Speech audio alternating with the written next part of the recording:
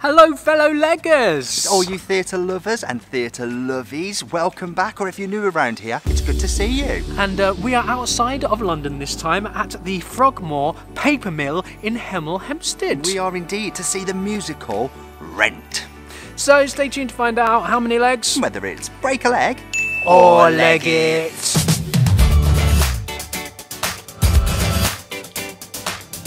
Yeah, so good to have you with us, joining us once again for another theatrical trip.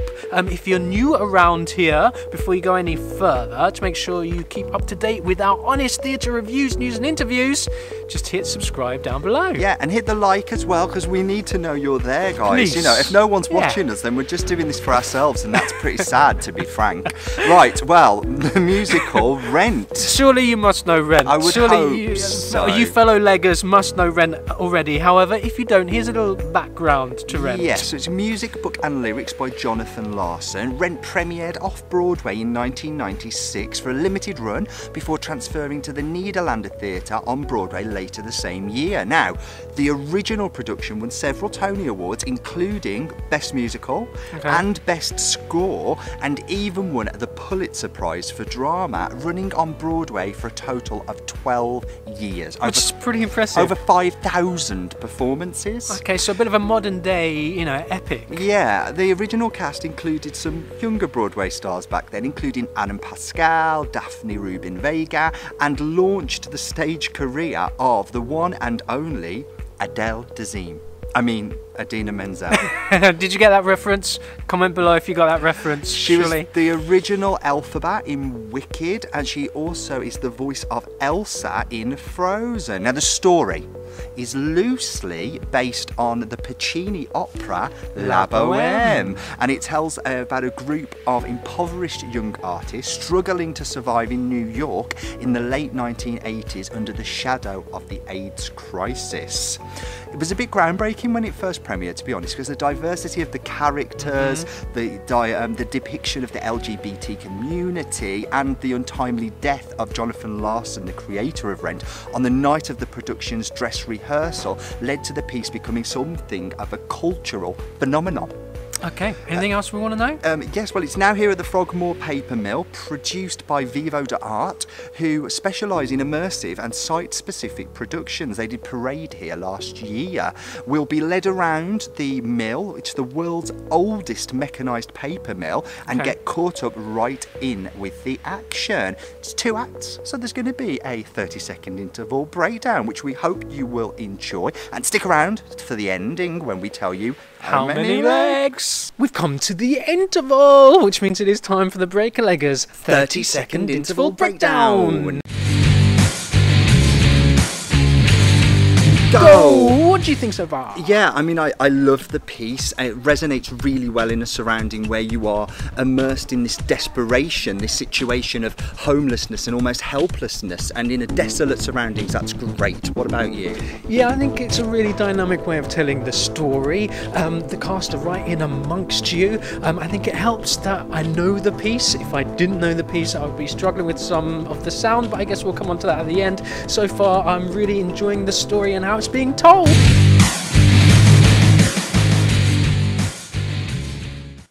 Well, it's all over. That was an immersive production of Rent. And I've got to say, it is longer because you're going from place to space to space to space. There's some logistics that have to be taken into account. It's a full night. You get a lot of bang for your buck with this one, don't you? Book the later train. Yeah, exactly. Or expect to be home later because, you know, you're in it for a long time, so there's something to be aware of. I think it's interesting, and what I will say about it is we are two people that are pretty familiar with Rent. You know, I've seen various productions, in some cases been involved with various productions of it, and you do wonder what's left for it. What can you do with a piece that is done and it's overdone? And it has been pretty sometimes. well done. Yeah, it has been done. Yeah, but do you know what? This is what you do with it. You take a concept of immersion, and you take a concept of interactivity and of just as kind of a different feel and setting, and as a result you get a heightened level of emotion, and I think you live it with these characters.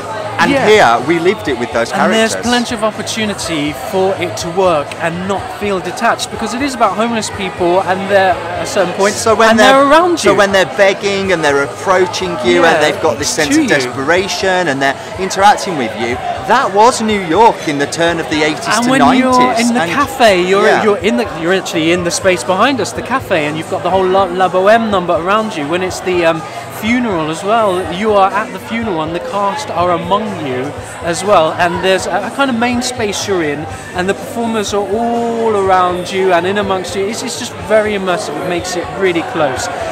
Now, touching on the fact that we know Rent. Yes.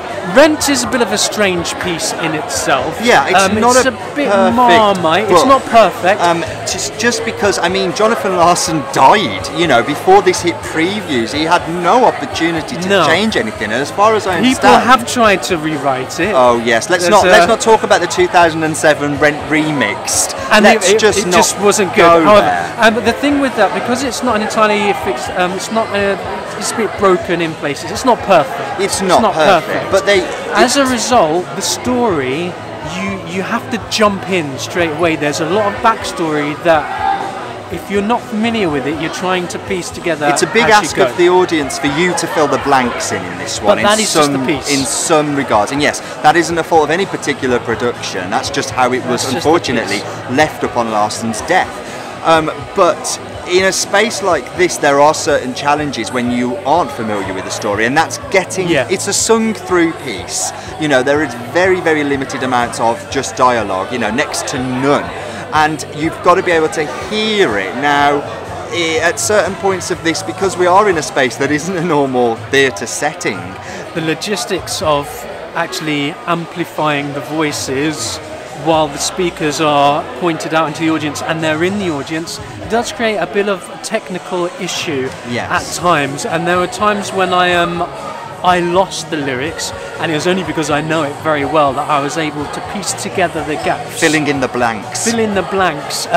So I would say, if you are new to this, if this is the first time you're seeing it in this venue, you may lose a degree of the actual text and the narrative of what's being said.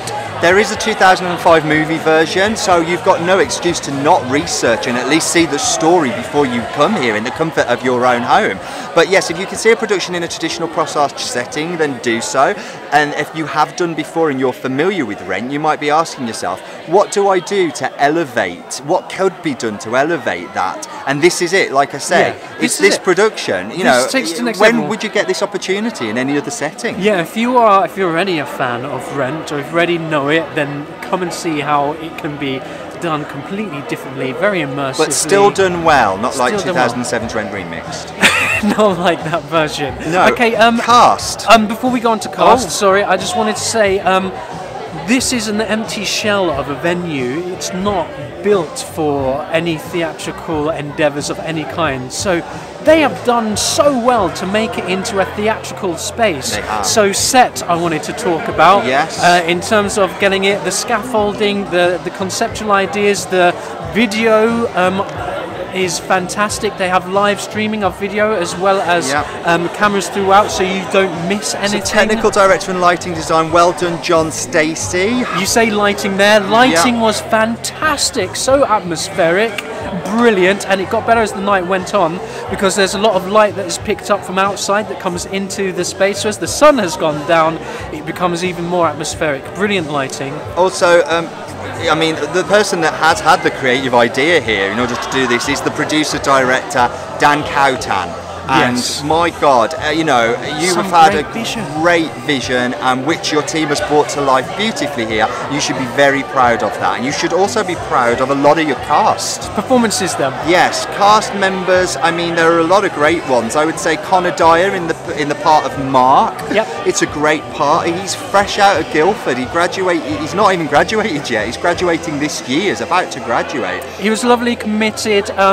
In this space as well, it's quite easy to step back and to almost, I don't know, be a bit more withdrawn and not give as much. But he was I got everything he said. It was a very committed performance. Yeah, a great performance. I know you were a fan of Dom Curtis in the role of Benny. Yes, I liked him a lot. Again, a very committed performance. Didn't step back, gave it 100%. There's something about this piece that thrives when it's commitment. On its commitment. You know, it's no day but today. These are people living with a disease that is going to kill them. So every single moment has to be as if it's their last. And when this piece is performed with that passion and punch, it becomes alive, and he had that for me. And this was the professional debut of Lizzie Emery, who played the role of Mimi. She was great. Again, her number, really and what is that song she sings? Out Tonight. I believed she believed that moment was her last, and she was living it. She was throwing herself around, she was out of breath, and I was like, yes, that's how you should be on that number. Also, we had Aaron McRae in this as Roger, who was apparently in Bat Out of Hell before it went into the Dominion, so he's already like, you know, a sort of West End name, so what a coup to have him. And that's a really difficult part, again, because I struggle with this part in the writing, Roger, because he's such a melancholy character.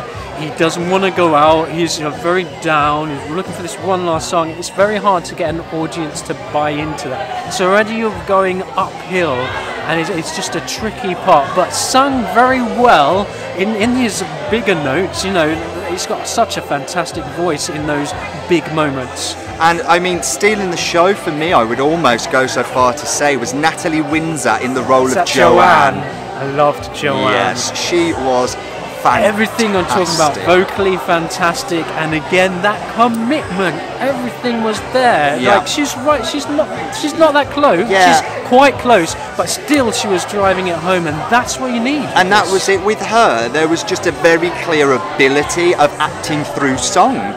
And she was 100%. I loved every single moment of her performance. And obviously there's the large ensemble and cast within the cast, and they were all great as well. Yeah, well done for being so dedicated. And do you know what? Wearing some of those costumes, and we've had some really hot, balmy evenings at the moment. They're walking around like it's winter with woolen hats on. Don't envy you guys. Well done for that. Anything else we want to add? I think we should get onto the legs. Well, you're probably wondering how many legs we are going to give Rent. Here at the Frogmore Paper Mill, we are going to give...